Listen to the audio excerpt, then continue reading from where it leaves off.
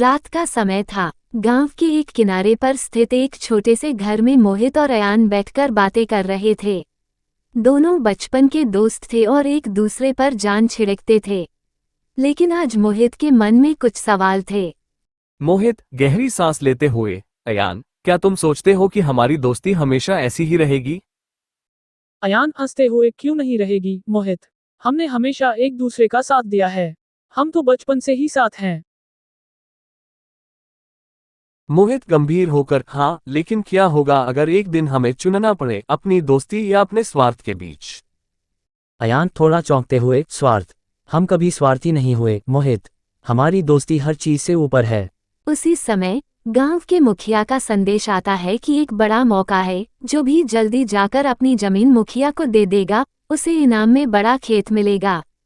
मोहित के पास गांव में एकमात्र बची हुई जमीन थी, जो उसके परिवार की आखिरी संपत्ति थी।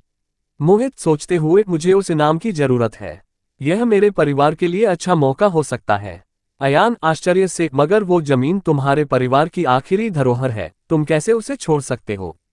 मोहित द्विधा में, मैं जानता हूं, पर इनाम भी बड़ा है।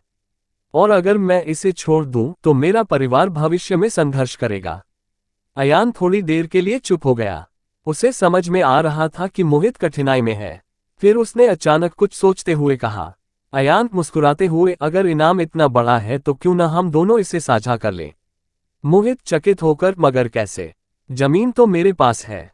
अयान बड़े आत्मविश्वास से, दोस्ती का असली मतलब है एक दूसरे की मदद करना। मैं अपनी जमीन को भी मुखिया के सामने रखूंगा। जो भी खेत मिलेगा हम दोनों मिलकर उसका आनंद उठाएंगे। मोहित की आंखों में आंसू आ गए। वह समझ गया कि सच्ची दोस्ती का मतलब कभी कभी अपने स्वार्थ को पीछे रखना होता है। मोहित भावुक होकर, तुम सच में सबसे अच्छे दोस्त हो अयान। अयान ने मोहित के कंधे पर हाथ रखा और कहा।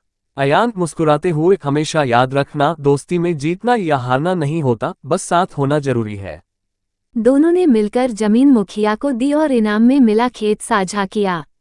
उनकी दोस्ती और भी गहरी हो गई। सीख, सच्ची दोस्ती का मतलब है साथ देना, चाहे परिस्थितियां कैसी भी हों।